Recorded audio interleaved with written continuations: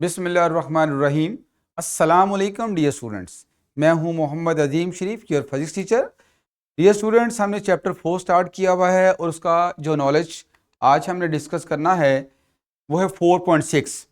और इस नॉलेज को जो टाइटल दिया है वो है वेटलेसनेस वेट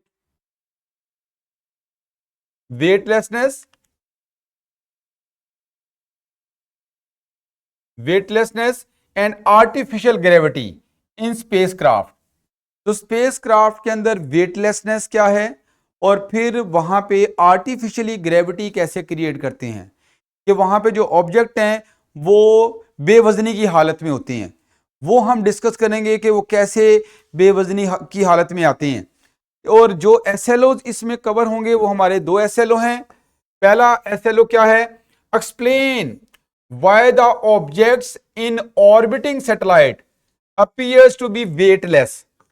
यानी जो सैटेलाइट अर्थ के अबाउट रिवॉल्व कर रहे होते हैं उनके अंदर जो ऑब्जेक्ट होते हैं वो वेटलेस स्टेट में क्यों होते हैं। पहला एसएलओ हमारा ये वाला है। और दूसरे एसएलओ में हमने क्या करना है? Describe how artificial gravity is created to counter weightlessness. जाहिर सी बात है, अगर ऑब्जेक्ट सैटेलाइट के अंदर वेटलेस स्टेट में है तो हम चाहते हैं कि वो वहां पे अपने वेट को फील करें। तो उसके लिए हमें आर्टिफिशियली कुछ ऐसा करना पड़ेगा कि वहां पे ग्रेविटी क्रिएट हो जाए और वो अपने वेट को फील करना शुरू कर दें। तो ये हमारे सेकंड एसएलओ की डिस्कशन है। अभी तो फिलहाल हम पहले एसएलओ पे फोकस करेंगे जिसमें हमने सैटेलाइट के अंदर वेटलेसनेस को अंडरस्टैंड करना है।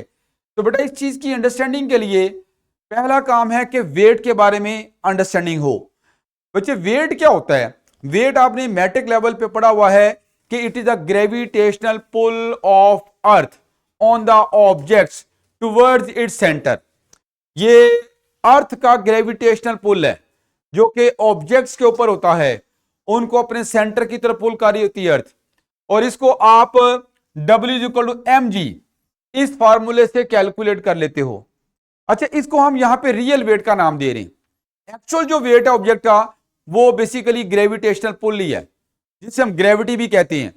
तो ग्रेविटी को कैलकुलेट करना हो तो हमें mg का फॉर्मूला अप्लाई करना पड़ता है। और इसमें जो g है बेटा, जो g हमारे पास है, g basically gravitational field strength है। g is a gravitational field strength. ये ग्रेविटेशनल फील्ड स्ट्रेंथ है और इसको आप ग्रेविटेशनल एक्सेलरेशन भी कहते हो। और इसकी वैल्यू आप जानते हो 9.8 मीटर पर सेकंड स्क्वायर है on the surface of earth या near the surface of earth. इसकी वैल्यू हम 9.8 मीटर पर सेकंड स्क्वायर लेते हैं। ये तो होगी रियल वेट की बात। अब बेटा आप जानते हो कि जैसे जैसे जैसे हम अर्थ सरफेस से दूर जाते हैं, हाइट पे जाते हैं, तो अर्थ की जो ग्रेविटेशनल फील्ड की वैल्यू है ये कम होती चली जाती है और इसकी वैल्यू अब 9.8 से कम हो जाती है। और अगर ये जी कम होगा तो डेफिनेटली हमारे पास जो रियल वेट है उसकी वैल्यू भी क्या हो जाएगी? डिक्रीज होती है। तो रियल वेट एक ऐसा फैक्टर हो गया जो एल्टीट्यूड के साथ, हाइट के साथ चेंज हो रहा है, डिक्रीज हो रहा है।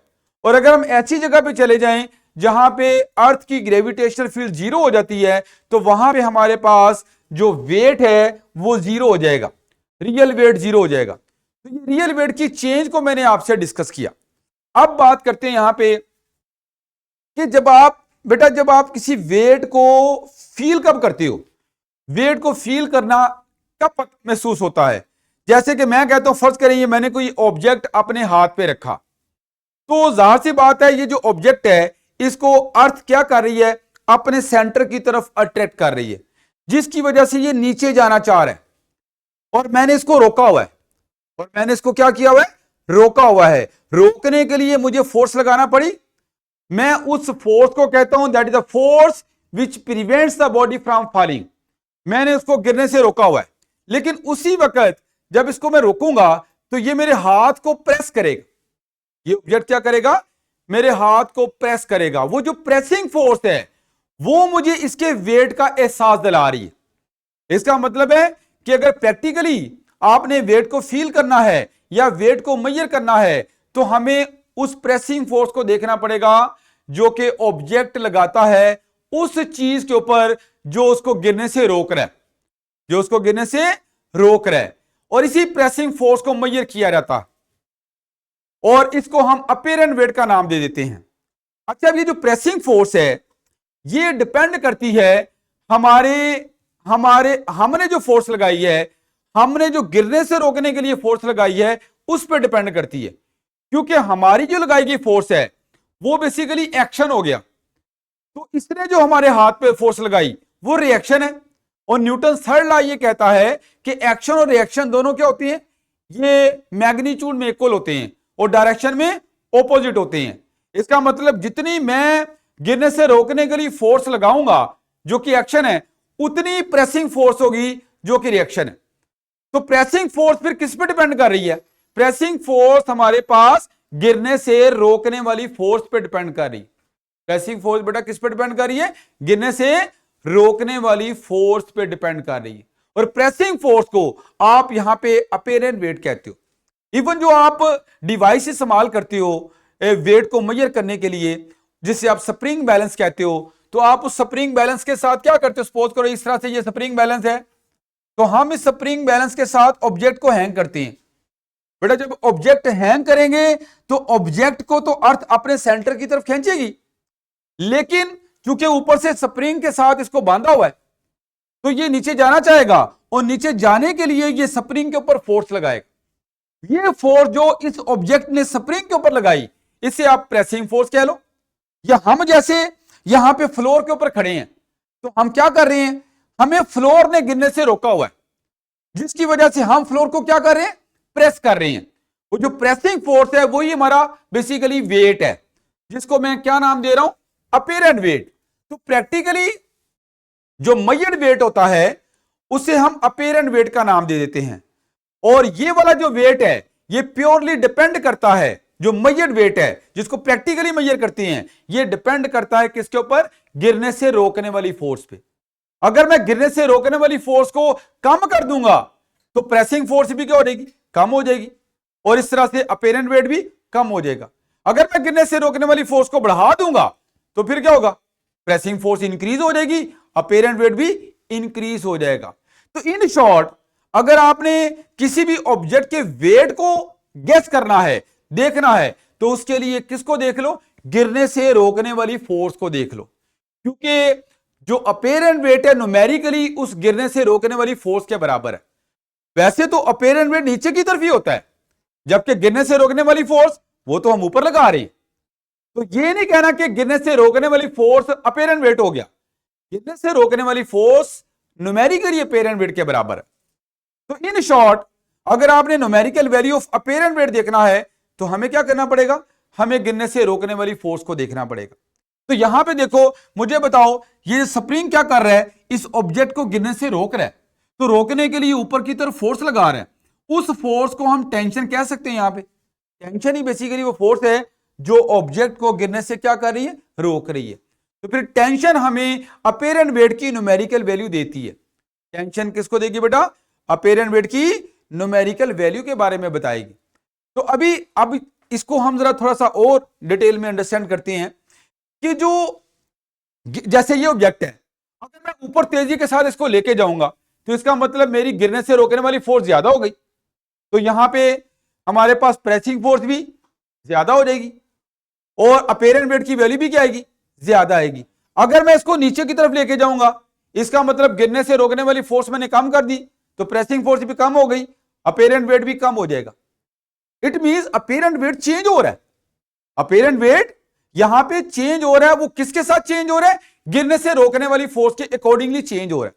अब मैं अगर इस अपीरेंट वेट को रियल वेट के साथ कंपेयर करूं, जो कि फिक्स है, एक नियर द सरफेस ऑफ अर्थ, उसको आप mg फॉर्मूले से कैलकुलेट करते हो।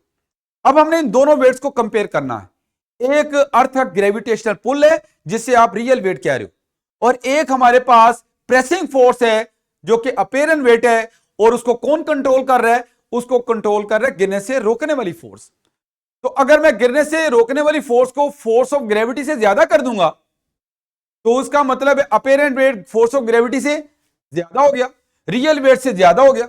और अगर मैं गिरने से रोकने वाली फोर्स को रियल वेट से फोर्स ऑफ ग्रेविटी से कम कर दूंगा तो इसका मतलब अपेरेंट वेट रियल वेट से कम हो गया। तो अपेरेंट वेट रियल वेट के बराबर भी हो सकता है, उससे कम भी हो सकता है और उसके इक्वल भी हो सकता है। और एक बात बार बार मैं रिपीट कर रहा हूं कि जो अपेरेंट वेट है ये प्रैक्टिकली मेजर्ड वेट है, प्रैक्टिकल, और ये जो रियल वेट है इसको थ्योरेटिकली मेजर कर रहे हो आप।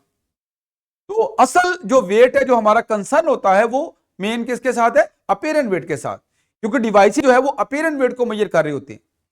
तो बेटा अभी एक चीज अब आपने याद रखनी है कि जो अपेरेंट वेट है, चूंकि ये चेंज हो जाता है गिरने से रोकने वाली फोर्स के साथ, तो हम कह सकते हैं कि अपेरेंट वेट डिपेंड करता है फ्रेम ऑफ रेफरेंस पे, कि आपका किस तरह के फ्रेम के अंदर हम उस अपेरेंट वेट को देख रहे हैं। जैसे मेरा हाथ यहां पे फ्रेम ऑफ रेफरेंस हो गया, ठीक है। अगर मैं इसको ऊपर की तरफ एक्सेलरेट करूंगा, इसका मतलब हमारे पास यहां पे गिरने से रोकने वाली फोर्स को बढ़ा दिया, अपेरेंट वेट बढ़ जाएगा। किससे? फोर्स ऑफ ग्रेविटी से। अगर मैं इसको नीचे की तरफ एक्सेलरेट करूंगा तो इसका मतलब इस केस में भी अपेरेंट वेट मैंने अब कम कर दिया, क्योंकि गिरने से रोकने वाली फोर्स कम कर दी। तो इस तरह से आप ये कह सकते हो कि जो आपका फ्रेम है, अगर वो एक्सेलरेट होता है, अगर वो क्या होता है? एक्सेलरेट होता है, तो वहां पे अपेरेंट वेट की वैल्यू जो है वो रियल वेट से चेंज हो जाएगी। हाँ, अपेरेंट वेट रियल वेट के बराबर भी हो सकता है। अगर मैं अपने हाथ को रेस्ट पे रखूं तो ये बराबर होंगे, ये मैं अभी आपको यहां पे मैथमेटिकली भी प्रूफ कर दूंगा। या इसको यूनिफॉर्म वेलोसिटी के साथ मूव करवाऊं तो तब भी अपेरेंट वेट रियल वेट के बराबर होगा। तो बेटा इस चीज को हम अंडरस्टैंड करते हैं। आपको पता है फ्रेम ऑफ रेफरेंस दो तरह के होते हैं, एक होता है इनर्शियल फ्रेम और एक होता है नॉन इनर्शियल फ्रेम।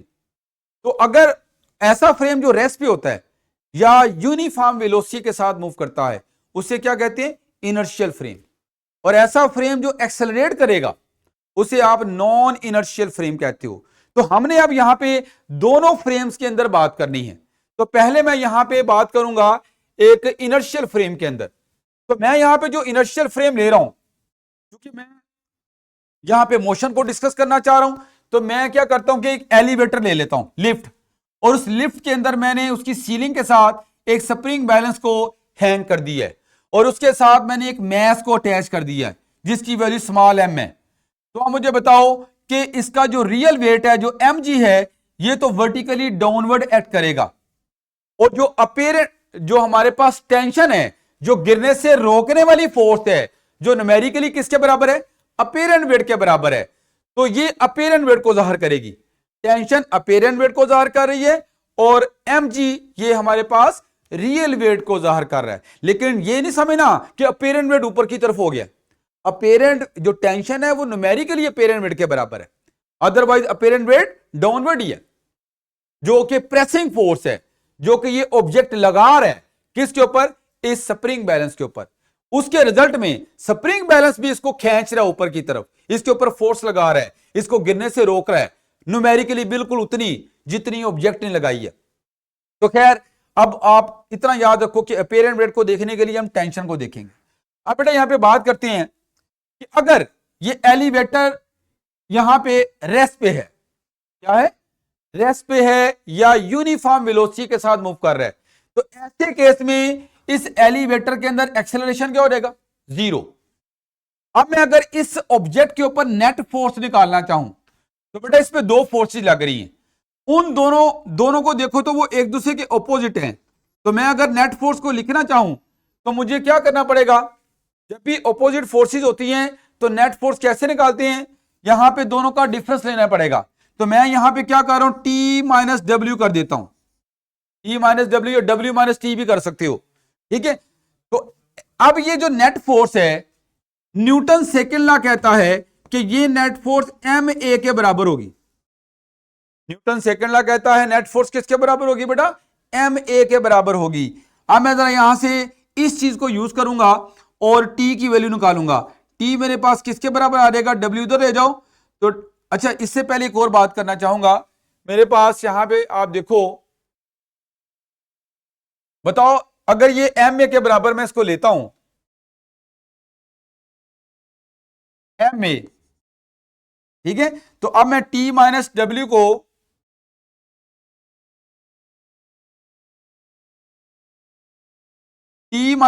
को अगर एम ए के बराबर ले रहा हूं तो ए तो यहां पे क्या है, जीरो है, ये यहां पे लिखा हुआ है ए की वैल्यू जीरो है। तो मैं अगर ए की जगह पे जीरो पुट कर दूं तो मेरे पास टी माइनस डब्ल्यू जो है ये जीरो के बराबर आ जाएगा। और अगर ये जीरो के बराबर है तो टी मेरे पास किसके इक्वल हो जाएगा, ये डब्ल्यू के इक्वल आ जाएगा। और डब्ल्यू क्या है, ये एम जी है, ये रियल वेट है, और टी क्या है, अपेरेंट वेट है। तो बेटा ये तो फिर एक ऐसा केस हो गया कि अपेरेंट वेट और रियल वेट आपस में इक्वल हो गए। तो याद रखो जब भी एक इनर्शियल फ्रेम लेंगे तो इनर्शियल फ्रेम के अंदर या तो फ्रेम रेस्ट पे होता है या यूनिफॉर्म वेलोसिटी के साथ मूव कर रहा होता है, क्योंकि इन दोनों केसेस में एक्सेलरेशन जीरो होता है। असल में अगर इनर्शियल फ्रेम को डिफाइन करना चाहें तो वो ऐसा फ्रेम होता है जिसमें एक्सेलरेशन जीरो हो, और उसमें दो ही पॉसिबिलिटी हैं, या तो आपका फ्रेम रेस्ट पे होगा या यूनिफॉर्म वेलोसिटी के साथ मूव कर रहा होगा। तो जब भी आपके पास इनर्शियल फ्रेम होगा तो उस केस में अपेरेंट वेट और रियल वेट इक्वल होंगे, इनमें कोई चेंज नहीं होगी। लेकिन जैसे ही आप एक नॉन इनर्शियल फ्रेम लेते हो, नॉन इनर्शियल फ्रेम कौन सा होता है, ये एक एक्सेलरेटिंग फ्रेम है। कैसा फ्रेम है, एक एक्सेलरेटिंग फ्रेम है। तो एक्सेलरेट, अगर मैं एलिवेटर को एज ए फ्रेम ले रहा हूं तो इसमें एक्सेलरेशन ऊपर भी हो सकता है और नीचे भी हो सकता है। दोनों केसेस में ये नॉन इनर्शियल फ्रेम होगा। तो मैं दोनों केसेस को यहां पे डिस्कस करूंगा।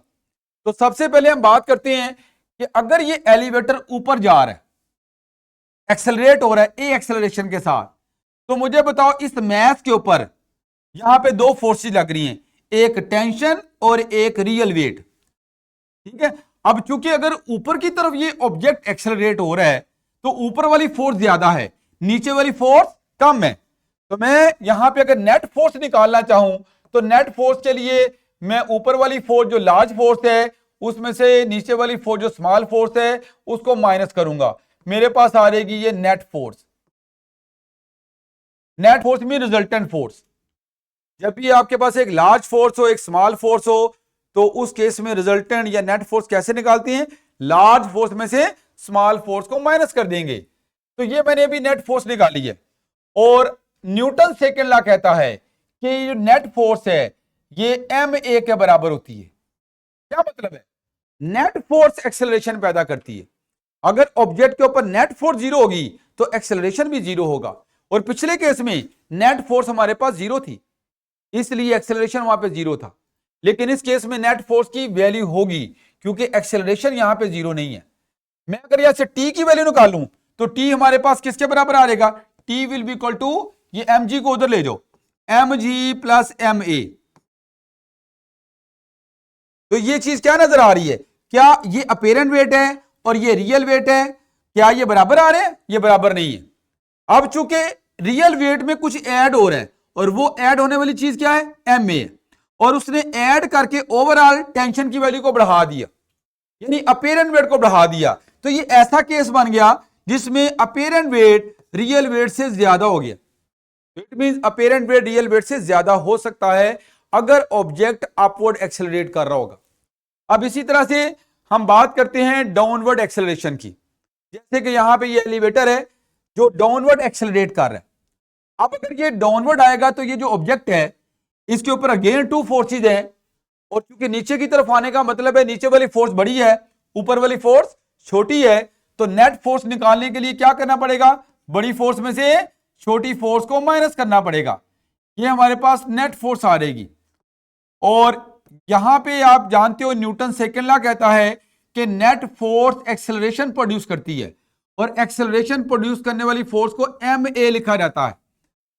मैं अब यहां से अगर टेंशन को निकालूं तो टेंशन मेरे पास क्या आ जाएगी, अगर रीअरेंज करूंगा तो टेंशन की वैल्यू मेरे पास ये आ गई, T is equal to M G minus M A.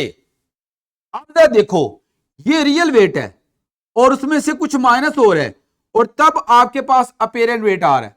It means minus की वजह से ये जो अमाउंट कम हो रही है इसने अपेरेंट वेट की वैल्यू को कम कर दिया। तो हम लिख सकते हैं कि जो अपेरेंट वेट है इस केस में लेस देन रियल वेट है। तो ये कब होगा, जब हमारे पास फ्रेम किधर एक्सेलरेट कर रहा हो, डाउनवर्ड एक्सेलरेट कर रहा हो, तो तब हमारे पास अपेरेंट वेट रियल वेट से कम होगा।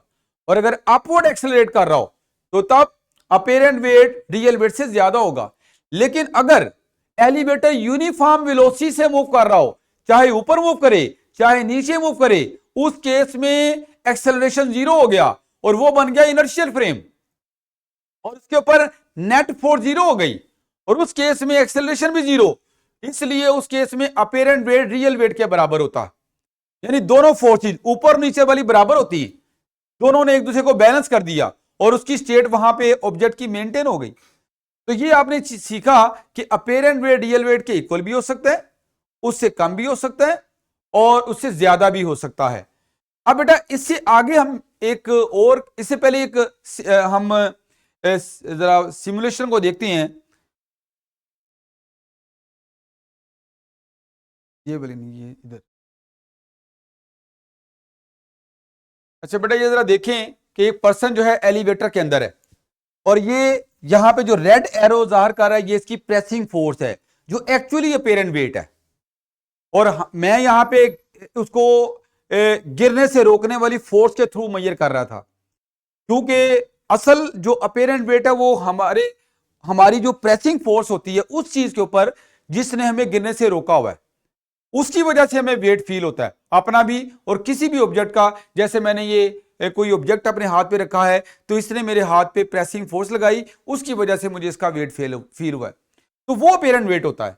लेकिन चूंकि वो मैंने यहां पे टेंशन के साथ उसको रिलेट कर दिया, क्योंकि टेंशन वहां पे एक्शन के तौर पर था और ये रिएक्शन है, एक्शन रिएक्शन न्यूमेरिकल इक्वल होते हैं। अब वापस आते हैं, ये प्रेसिंग फोर्स है, अगर मैं ये स्टेशनरी स्टेट में यहां पे प्रेसिंग फोर्स का एरो, इसकी लेंथ में कोई चेंज नहीं आ रही, लेंथ में चेंज ना आने का मतलब है अपेरेंट वेट कांस्टेंट है, इसमें कोई तब्दीली नहीं है, ये एग्जैक्टली रियल वेट के बराबर है। अब मैं अगर इसको क्या करता हूं कि यूनिफॉर्म स्पीड के साथ इसको मूव करवा लेता हूं, इसको जरा देखें, यूनिफॉर्म स्पीड के साथ ये ऊपर की तरफ जा रहा है। मुझे बताओ ये जो एरो है, ये रेड कलर का एरो जो कि अपेरेंट वेट है, क्या इसकी लेंथ में कोई चेंज आ रही? No change. अगर इसकी लेंथ में कोई चेंज नहीं आ रही, इसका मतलब अपेरेंट वेट में कोई चेंज नहीं है, ये एग्जैक्टली रियल वेट के बराबर है। तो दो स्टेट्स के अंदर आपने देखा कि अपेरेंट वेट रियल वेट के इक्वल है। कौन कौन सी दो स्टेट्स हैं? एक रेस्ट वाली और एक यूनिफॉर्म वेलोसिटी वाली। कि अगर आपका फ्रेम रेस्ट पे है या यूनिफॉर्म वेलोसिटी के साथ मूव करता है तो उस केस में अपेरेंट वेट और रियल वेट इक्वल होते हैं। अब जरा मैं इसको एक्सेलरेट करने वाले पॉइंट पे आता हूं। अब इसको एक्सेलरेट कर रहे हैं, देखें एक्सेलरेट करने पे ये हमारे पास एरो की लेंथ बढ़ गई, और एरो की लेंथ बढ़ने का मतलब क्या है कि अपेरेंट वेट बढ़ गया। अब अपेरेंट वेट रियल वेट से ज्यादा है। ऐसे ही अगर मैं इसको डाउनवर्ड एक्सेलरेट करता हूं, डाउनवर्ड एक्सेलरेट में देखें शुरू में इसका एरो ज्यादा है, लेकिन जैसे ही नीचे आ रहा है तो एरो की लेंथ क्या हो गई? कम हो गई, और लेंथ कम होने का मतलब अपेरेंट वेट की वैल्यू कम हो गई। तो ये सारी बातें जो अभी मैंने समझाई उसको आपने इस सिमुलेशन से अंडरस्टैंड कर लिया कि कैसे अपेरेंट वेट रियल वेट के लिहाज से चेंज हो रहा है। अब आते हैं यहां पे जो नेक्स्ट हमारा पॉइंट है, रहने देना इसको, ऑन रहने देना। अच्छा, नेक्स्ट हमारा पॉइंट क्या है कि अगर ये जो एलिवेटर है, अगर इसकी जो स्ट्रिंग है वो टूट जाती है, बेटा अगर इसकी स्ट्रिंग टूट जाएगी तो ये नीचे की तरफ गिरेगा और ये फ्रीली फॉल करेगा। क्या करेगा? फ्रीली फॉल करेगा। और इस केस में इसका जो एक्सेलरेशन है वो फ्री फॉल एक्सेलरेशन के बराबर हो जाएगा, यानी ए जो है वो किसके बराबर हो जाएगा? जी के बराबर हो जाएगा। और चूंकि इसकी मोशन डाउनवर्ड है, डाउनवर्ड हो रही है ना, और डाउनवर्ड केस में अभी हमने यहां पे अपेरेंट वेट के लिए फॉर्मूला बनाया हुआ है। इस फॉर्मूले को हम आगे अगर यूज करें यहां पे कि T is equal to M G minus M A, और A यहां पे किसके इक्वल हो गया? G के इक्वल हो गया। तो अगर मैं A को G के को ले लूं तो एम जी, ये M हो गया और A की जगह पे G, तो M G minus M G क्या हो जाएगा? ये आपके पास जीरो आ जाएगा। यानी इस केस में मुझे बताओ अपेरेंट वेट ही जीरो हो गया, स्प्रिंग बैलेंस आपको जीरो रीडिंग शो करेगा। आपको नजर भी आ रहा है कि इसका एरो बिल्कुल वर्टिकल है, इसकी जीरो रीडिंग है। तो ऐसे केस में ऑब्जेक्ट किस में आ गया? वेटलेस स्टेट में आ गया। अब मुझे आप बताओ ये वेटलेस स्टेट क्यों आई? जब भी कोई ऑब्जेक्ट फ्रीली फॉल करेगा तो बेटा उसको गिरने से रोकने वाली फोर्स ही कोई नहीं लग रही, और अगर गिरने से रोकने वाली फोर्स नहीं होगी तो वो उसने प्रेस खाक करना है यहां पे। इसका मतलब ऑब्जेक्ट जो है उस वक्त उसकी प्रेसिंग फोर्स भी जीरो हो जाएगी। उसने प्रेसिंग फोर्स उसी वक्त लगाना है जब कोई इसको गिरने से रोकेगा, और तभी उसका वेट फील होगा। तो जो फ्रीली फॉलिंग ऑब्जेक्ट होते हैं उस केस में हमारे पास there is no force which prevents them from falling, so that's why there is no pressing force, so we can say apparent weight in this case will be zero और object will be in a state of weightless। तो हमने final फिर conclusion क्या निकाल लिया कि जब भी गिरने से रोकने वाली फोर्स को खत्म कर दोगे तो ऑब्जेक्ट किस में आ जाएगा? वेटलेस स्टेट में आ जाएगा। और यही सिचुएशन हम आगे सैटेलाइट के अंदर अंडरस्टैंड करते हैं। आपको पता है बेटा जो सैटेलाइट होते हैं ये ऐसे ऑब्जेक्ट हैं जो अर्थ के अबाउट रिवॉल्व करते हैं सर्कुलर पाथ के ऊपर। तो आप मुझे बता सकते हो इनको रिवॉल्व करवाने वाली कौन सी चीज होती है बेटा? इनको रिवॉल्व करवाने वाली फोर्स ऑफ ग्रेविटी होती है। अर्थ का ग्रेविटेशनल पुल होता है, अर्थ इनको अपने सेंटर की तरफ खींच रही होती है, और हम इनको एक हाइट पे जाके एक वेलोसिटी दे देते हैं, टेंजेंशियल वेलोसिटी देते हैं जो बिल्कुल सरफेस ऑफ अर्थ के पैरेलल। ये सरफेस ऑफ अर्थ है और ये वेलोसिटी बिल्कुल सरफेस ऑफ अर्थ के पैरेलल, एक सर्टेन हाइट पे जाके हम इसको एक टेंजेंशियल वेलोसिटी देते हैं। अब बेटा इसमें होगा क्या कि ये ग्रेविटी इसको नीचे खींचेगी और ये इनर्शिया की वजह से सीधा जाना चाहेगा, ना ये एग्जैक्टली नीचे गिरेगा ना ये एग्जैक्टली टेंजेंशियल डायरेक्शन में जाएगा, बल्कि ये एक कर्व पाथ पे मूव करता रहेगा। तो इस तरह से इसका पूरे का पूरा पाथ सर्कुलर हो जाएगा। तो इन शॉर्ट इसको सर्कल में मूव करवाने वाली फोर्स कौन सी है? वो है यहां पे फोर्स ऑफ ग्रेविटी। कौन सी फोर्स है? फोर्स ऑफ ग्रेविटी इसको सर्कल में रिवॉल्व करवा रही है। इस पे सिर्फ फोर्स ऑफ ग्रेविटी लग रही है। और एक बात बेटा याद रखो, जब सिर्फ फोर्स ऑफ ग्रेविटी लग रही हो और ऑब्जेक्ट मूव कर रहा हो तो उस वक्त ग्रेविटी ने उसके अंदर एक्सेलरेशन पैदा करना, और ग्रेविटी का जो एक्सेलरेशन है वो हमारे पास जी के बराबर होता है। इट मींस हमारे पास जो सैटेलाइट है ये भी ग्रेविटेशनल एक्सेलरेशन के साथ रिवॉल्व कर रहा है। और हम कहते हैं जो भी ऑब्जेक्ट ग्रेविटेशनल एक्सेलरेशन के साथ मूव कर रहा होता है उसे हम फ्रीली फॉलिंग कंसिडर करते हैं। तो सैटेलाइट भी हमारा क्या हो गया? फ्रीली फॉलिंग ऑब्जेक्ट हो गया। और अगर ये फ्रीली फॉलिंग ऑब्जेक्ट है तो इसका मतलब इस केस में there is no force which prevents them from falling, गिरने से वहां पे रोकने वाली कोई फोर्स ही नहीं है। तो हम कह सकते हैं ऑब्जेक्ट वेटलेस स्टेट में है। तो सैटेलाइट वेटलेस स्टेट में है, इवन उसके अंदर जितने भी एस्ट्रोनॉट हैं, जितने भी ऑब्जेक्ट्स हैं, वो भी सारे के सारे क्या होंगे? वेटलेस स्टेट में होंगे। क्यों? क्योंकि उनको गिरने से रोकने वाली कोई फोर्स एक्ट नहीं कर रही होती। लेकिन आपके ज़हन में आ सकता है कि ये मैं कह रहा हूं कि अगर ये फ्रीली फॉलिंग है तो जमीन पे क्यों नहीं गिर जाता ये? तो उसकी वजह है, उसकी वजह यह है कि हमने इसको एक ऐसी टेंजेंशियल वेलोसिटी दी होती है कि जिसकी वजह से इसका जो पाथ कर्वेचर है वो अर्थ कर्वेचर के साथ मैच कर चुका होता है। और जैसे इसका पाथ कर्व होता है, कर्व होकर जमीन के ऊपर ये गिरना चाह रहा होता है, उधर से अर्थ भी उतनी कर्व हो जाती है जिसकी वजह से ये जमीन पे गिर नहीं पाता। अदरवाइज ये गिरना ही चाह रहा है। अगर अर्थ बिल्कुल ऐसे हो तो फिर ये क्या होगा? अर्थ के ऊपर गिर जाएगा। लेकिन चूंकि इसका जब पाथ कर्व होता है तो अर्थ भी उतनी वहां से गोल हो जाती, जिसकी वजह से ये अर्थ के ऊपर आके नहीं गिरता। तो ये वजह है। अदरवाइज है ये क्या है? फ्रीली फॉलिंग ऑब्जेक्ट ही है। तो एवरी फ्रीली फॉलिंग ऑब्जेक्ट जो है उसे आप वेटलेस स्टेट में लेते हो। तो हमारा जो सैटेलाइट है ये भी किस में है? ये भी वेटलेस स्टेट में। और इसके अंदर जितने ऑब्जेक्ट हैं वो भी वेटलेस स्टेट में होंगे, उनको गिरने से रोकने वाली कोई फोर्स नहीं होती। ठीक हो गया बेटा? इसको जरा मैथमेटिकली भी हम प्रूव कर सकते हैं। मैथमेटिकली प्रूव करने के लिए ये जो सैटेलाइट लिया है, ये जो सैटेलाइट लिया है बेटा, इसके अंदर भी अज्यूम कर लें कि हमने एक स्प्रिंग बैलेंस की हेल्प से एक ऑब्जेक्ट को हैंग कर दिया। और अगर ऑब्जेक्ट को हैंग कर दिया तो वहां भी क्योंकि जब सैटेलाइट रिवॉल्व करेगा तो इसके अंदर जो ऑब्जेक्ट हमने स्प्रिंग बैलेंस के साथ हैंग किया हुआ है वो भी अर्थ के अबाउट रिवॉल्व करेगा। और इस तरह से उसके ऊपर दो फोर्सेज होंगी। एक अज्यूम कर लो वो जो स्प्रिंग बैलेंस में टेंशन है, जो इस तरह से अगर फर्ज करें टेंशन इस तरफ होगी, टेंशन इस तरफ होगी,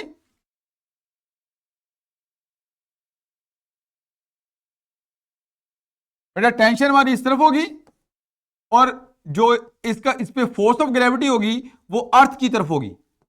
और चूंकि ये अर्थ के अराउंड रिवॉल्व कर रहे हैं तो अर्थ की तरफ इसकी नेट फोर्स है, और वो नेट फोर्स क्या होगी, डब्ल्यू में से आप यहां पे टेंशन को माइनस करोगे, ये हमारे पास नेट फोर्स आ जाएगी। और ये नेट फोर्स यहां पे क्या कर रही है, इस ऑब्जेक्ट को अर्थ के अबाउट रिवॉल्व करवा रही है, इसको सर्कल में रिवॉल्व करवा रही है। और जो फोर्स सर्कल में रिवॉल्व करवाती है उसे आप क्या कहते हो, उसे आप यहां पे सेंट्रीपिटल फोर्स कहते हो। इसका मतलब नेट फोर्स यहां पे सेंट्रीपिटल फोर्स का काम कर रही है, तो उसे मैं लिख सकता हूं m we square over r, m we square over r.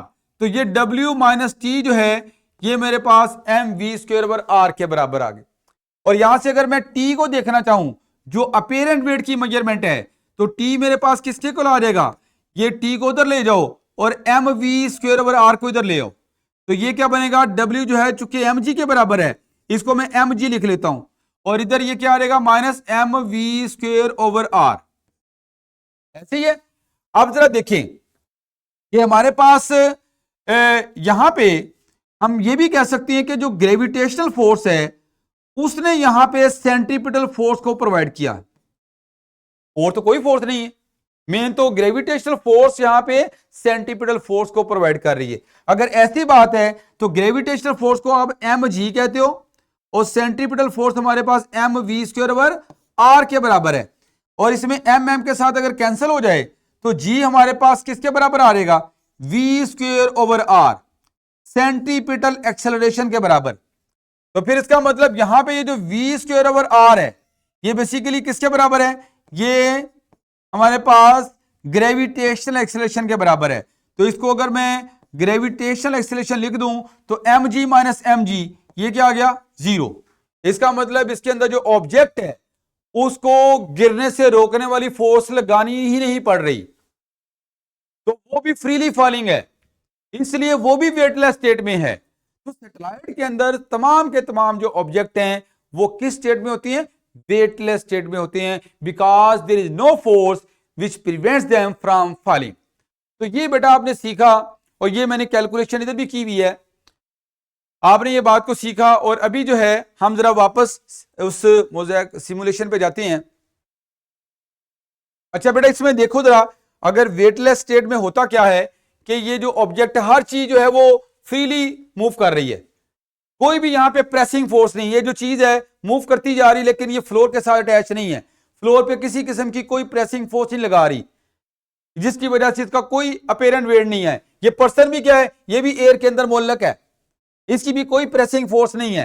तो ये सैटेलाइट के अंदर वेटलेसनेस को समझाया है, किसको समझाया है, वेटलेसनेस को समझाया। अब बेटा प्रॉब्लम ये है कि जब वेटलेसनेस होगी तो इसके अंदर जितने भी हमारे एस्ट्रोनॉट हैं या साइंटिस्ट हैं, अगर वो कोई काम करना चाह रहे हैं, स्पेसशिप जैसे होती है, तो अब ये फिर क्या करना, ये तो नहीं काम कर पाएंगे।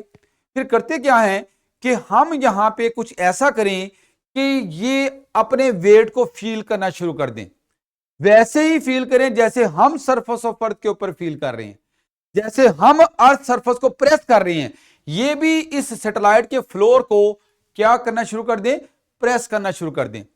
और इस तरीके कार को कहते हैं हम आर्टिफिशियल ग्रेविटी इसके अंदर क्रिएट करते हैं, जो कि हमारा नेक्स्ट लेक्चर होगा, वो इंशाल्लाह नेक्स्ट टाइम पढ़ेंगे।